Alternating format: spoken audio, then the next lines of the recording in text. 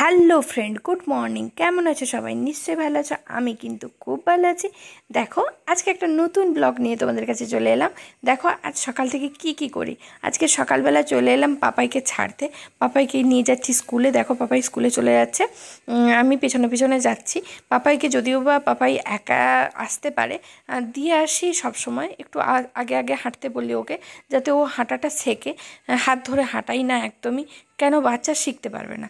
তারপরে দিয়ে চলে এলাম মাংস দোকানে। মাংস নিয়ে যাব। আর দেখো মাছ উঠেছে, কত মাছ এতবেলা। তারপরে দেখো এই বাজার করে নিয়েছি, একটু কুমড়ো নিয়েছি, তারপরে পুঁই শাক নিয়েছি, দিয়ে চলে যাচ্ছি, বাজার থেকে বেরিয়ে যাচ্ছি। আর তারপরে দেখো আমার কাছে পেঁয়াজও কেনার ছিল, পেঁয়াজও নিয়ে নিয়েছিলাম। তারপরে কিন্তু এসে আমি মানে বড়বাবুর জন্য ব্রেকফাস্ট বানিয়ে নিচ্ছি। মানে এসে কিন্তু ক্লাস করেছে, ক্লাস করার পর ব্রেকফাস্ট বানিয়ে নিচ্ছে, রুটি আর দুধ, যেটা খাই জানো তো প্রত্যেক দিন এটাই খাওয়া হয়। আর দুধটা আজকে গরম করা ছিল না কালকে রাত্রিবেলা, আজকে সকালবেলা ওই ছেঁকে নিচ্ছি, তারপরে দুধটা গরম করব।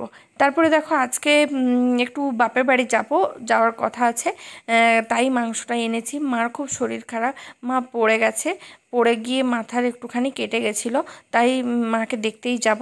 তারপরে দেখো বড়বাবুর জন্য খাবারটা দিয়ে দিচ্ছি, রান্না করে তারপরে নিয়ে যাব, এটাই বলেছি। আর ওখানে গিয়ে আমরা খাবো, মানে খাবার টাবার এই দেখো রান্না করে নিয়েছি, শাকের তরকারি, তারপরে কুমড়ো আর মাংস, এটাই হচ্ছে আজকে রান্না।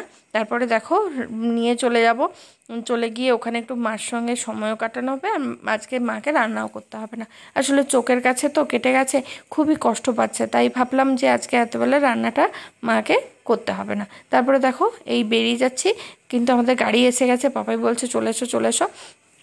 দেখো টেকারে উঠে পড়েছি, টেকারে উঠে পড়ার পরে কিন্তু এবারে চলে যাচ্ছি বাপের বাড়ি। অলরেডি 12টা 10 মতো 15 মতো বেজেছে। এই দেখো বাপের বাড়ি চলে এসেছি। এসে কিন্তু আমার খুবই গরম লাগছে, আর আমাকে না খুব ঘুম পাচ্ছে। সকালবেলা তাড়াতাড়ি উঠেছিলাম, রাত্রিবেলা তো ঠিকঠাক করে ঘুম হচ্ছে না কদিন, আর শরীরটা ভালোর জন্য খারাপের জন্য। তারপরে দেখো মাংস ভাত খেয়ে নিচ্ছি। তারপরে বিকেলবেলা আর মানে মাঝে কোনো শ্যুট মানে তোলা হয়নি।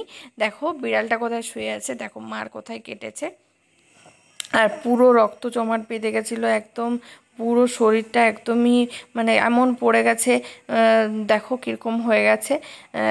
মানে সত্যি মার জন্য খুবই খারাপ লাগছে, তবুও মা এর উপরেই সমস্ত কিছু করছে, কিছু করার নেই।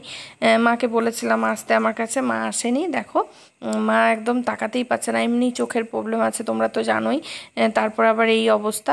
তারপরে দেখো এইবারে বাড়ি চলে যাব। বাড়ি গিয়ে কিন্তু আজকে কি খাওয়া হয়, বড়বাবু কিন্তু ঘরেই আছে, মাঝে ফোন করেছিলাম। দেখো আমি টোটোতে উঠে পড়েছি, টোটোতে করে যাচ্ছি হচ্ছে বাড়ি। একদম টোটো পেয়ে গেছি সঙ্গে সঙ্গেই, খুব ভালো। তারপরে দেখো আমাদের স্কুলের সামনে চলে এসেছি। স্কুলটা কীরকম ভেঙে দিয়েছে, মানে স্কুলের সামনেটা একদম ভেঙে দিয়েছে, বুঝতে পারছো না হয়তো, পুরো ভেঙে দিয়েছে।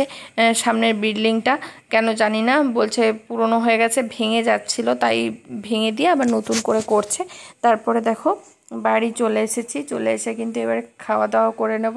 ভিডিওটা কেমন লাগলো বন্ধুরা? ভালো লাগলে লাইক কমেন্ট শেয়ার করে দিও, আর একটু সাপোর্ট করো, এইভাবে আমার পাশে থেকো। দেখো মাংস ভাত আজকে এতবেলা আবার খেয়ে নিচ্ছি, স্যালাডও কেটে নিয়েছি। বড়বাবু সকালবেলা ভাত করেছিল, একদম খুব কুকারে ভাত হয়েছিল, কিন্তু বড়বাবু অতটা ভালো ভাত করতে পারেনি, বলছিল খারাপ হয়েছিল, তাই আবার করে ফেললাম। দেখো মাংস দিয়ে দিচ্ছি। এই এতবেলার ভিডিও ভালো লাগলে লাইক কমেন্ট শেয়ার করে দিও, আর গুড নাইট সবাইকে, ভালো থেকো সুস্থ থেকো। আবার একটা ব্লগ নিয়ে আসতে চলেছি।